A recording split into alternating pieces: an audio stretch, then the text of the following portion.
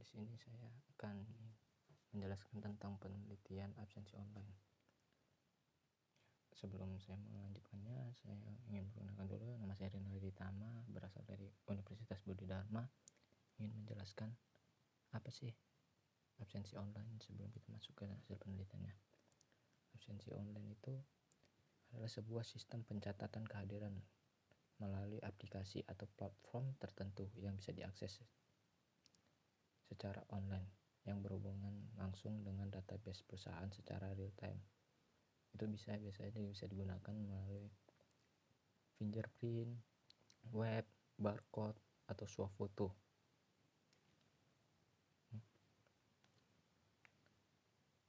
Banyak kelebihan dan kekurangan dari absensi online ini.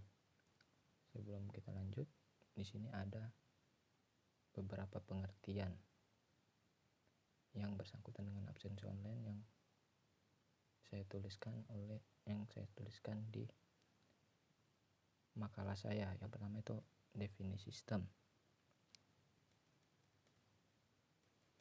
Secara sederhananya, sistem dapat diartikan sebagai suatu sekumpulan atau himpunan dari susunan atau variabel-variabel yang saling terorganisir, saling berinteraksi, dan saling bergantung satu sama lain. Selanjutnya itu ada sistem informasi. Definisi sistem informasi seperti yang kalian tahu banyak ya, tapi saya di sini mengambil menurut Khadir, menjelaskan bahwa sistem informasi mencakup sejumlah komponen. Ada sesuatu yang diproses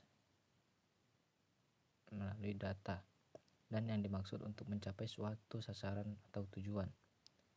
Lalu kita lihat definisi absensi dan pegawai. Menurut Pohan dalam Musyafah 2013, absensi adalah bukti kehadiran bekerja di tempat kerja atau di sekolah. Di sekolah sekarang sudah seperti yang sekalian tahu, di sekolah atau di universitas atau sekolah tinggi lainnya sudah menggunakan absensi online ini. Apalagi sekarang zamannya pandemi, yang mana pada murid-murid atau mahasiswa dirumahkan dan belajar di rumah. Dan seperti kita tahu, banyak cara dosen-dosen atau guru-guru untuk mengabsensi mahasiswanya atau muridnya. Contohnya seperti menggunakan Google Form, Classroom, web yang disediakan dari universitas atau sekolah tingginya, atau bisa juga menggunakan aplikasi Zoom atau Google Meeting untuk lebih melihat benarkah mahasiswa atau muridnya itu memang hadir dalam perkuliahannya. Lanjut, definisi web. Definisi web ini menurut Abdullah 2016, website atau disingkat dengan web dapat diartikan sekumpulan halaman yang terdiri atas beberapa halaman yang berisi informasi dalam bentuk data digital, baik berupa teks, gambar, video, audio, dan animasi lainnya yang disediakan melalui jalur koneksi internet. Lebih jelasnya, website merupakan halaman-halaman yang berisi informasi yang ditampilkan oleh browser seperti Mozilla, Firefox, Google Chrome, atau yang lainnya. Di sini ada juga definisi barcode.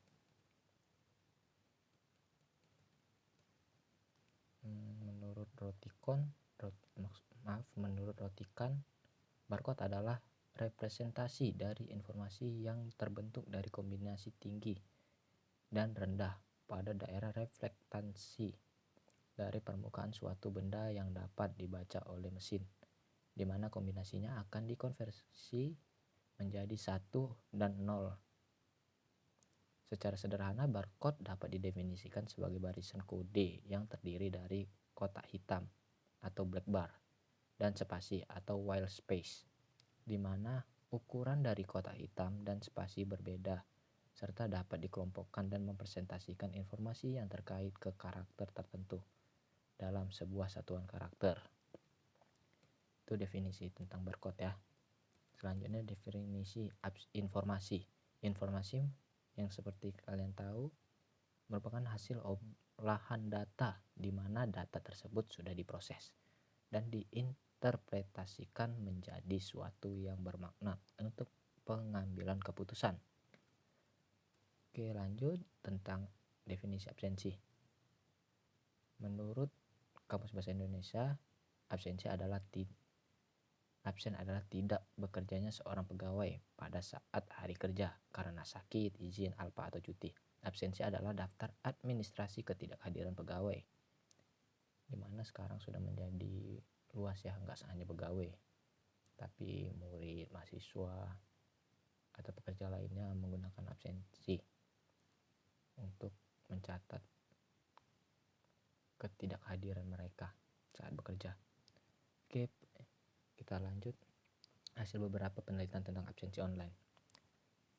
Menurut beberapa penelitian, dalam penelitian skripsi yang dilakukan oleh Hartanto dengan judul perancangan sistem informasi absensi pegawai dengan barcode scanner card pada PT Sky Putra Pancasurya pada tahun 2013. Penelitian ini bertujuan untuk memperbaiki sistem absensi karyawan karena sistem yang masih manual menggunakan form kertas absensi yang akan disetorkan pada HRD untuk data. Oleh karena itu, peneliti menyarankan agar menggunakan barcode scanner dalam sistem absensi karena lebih mudah dalam penandatangan absensi karyawan. Oke, di sini bisa kita lihat juga ya, memang sangat mutlak ya kalau seperti itu, karena HRD langsung mengetahuinya bahwasannya memang karyawan itu datang dan menunjukkan hasil absensinya.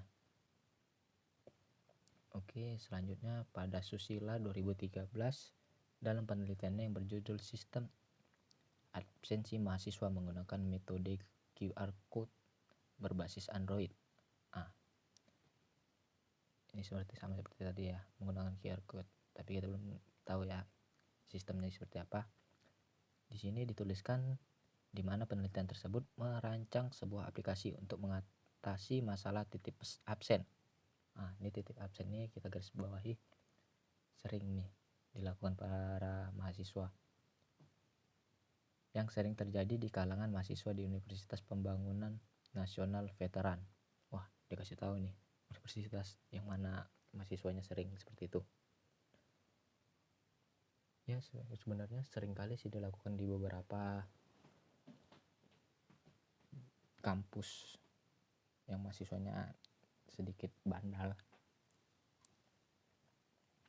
Contohnya di kampus saya pun sering juga terjadi seperti itu.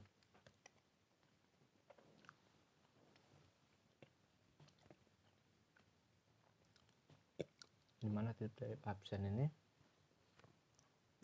mahasiswa yang menitip absennya sering tidak hadir dan hanya mengatakan seperti ke sekretarisnya doang. Jadi dengan menggunakan barcode ini sebenarnya kurang efektif sih, apalagi barcode-nya tidak berubah-ubah dan terus seperti itu barcode-nya, dimana barcode bisa di print screen atau bisa kita bilang rekam layar, karena dimana itu bisa dikirim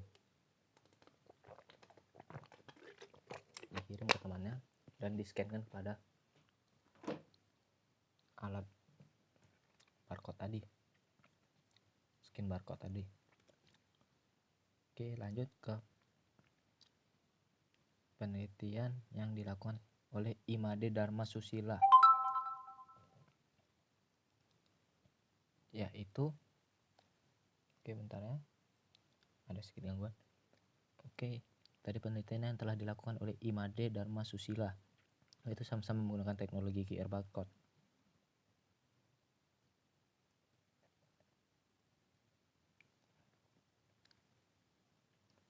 Menggunakan QR barcode, sedangkan perbedaannya adalah pada objek penelitian di mana penulis di atas berfokus pada absensi mahasiswa, sedangkan Pada penelitian ini berfokus pada absensi tenaga pengajar. Sama aja sih. Oke, kita lanjut. Oke, ini hasil penelitian dari Teti Dianita pada penelitian yang berjudul Aplikasi Absensi Siswa di SMK Muhammadiyah 1 Sukaharjo berbasis barcode dan SMS. Wah, ini pernah terjadi nih di SMA saya dulu. Peneliti di atas membuat sebuah aplikasi yang membantu admin dalam mengelola database absensi siswa lewat SMS dan barcode. Persamaan penelitian ini dengan penelitian di atas adalah dapat membantu admin nih dalam proses rekapitulasi data dan menggunakan barcode, sedangkan perbedaan penelitian yang dilakukan oleh peneliti adalah memfokuskan user pada siswa dan menggunakan SMS gateway. Kalau di sekolah saya dulu, di SMA saya dulu, ini SMS-nya dikirimkan ke orang tua siswa. Jadi si anak tadi absen menggunakan QR code, dan QR code itu diletakkan di kartu pengenal siswa, atau biasa kita bilang itu KTM, kartu tanda murid, atau KTS, kartu tanda siswa. Itu di situ diletakkan barcode sama foto kita. Jadi barcode tadi kita scan, setelah sudah di scan itu akan dibaca oleh komputer dan dikirim pesan ke orang tua bahwasannya si anak tadi sudah berada di sekolah. Nah, tapi kelemahannya itu tadi bisa titip absen juga. Tapi pada saat di kelas guru tadi tetap mengabsen secara private. Maksudnya di sini si guru tetap menggunakan absensi manual saat di kelas. Jadi tetap ketahuan anak itu bolos atau tidaknya. Oke, lanjut. Ini tentang ini berbasis web. Dalam jurnal penelitian yang dilakukan oleh Raymond Rotikan dengan judul Sistem Informasi Absensi Berbasis Web untuk kegiatan konferensi pada tahun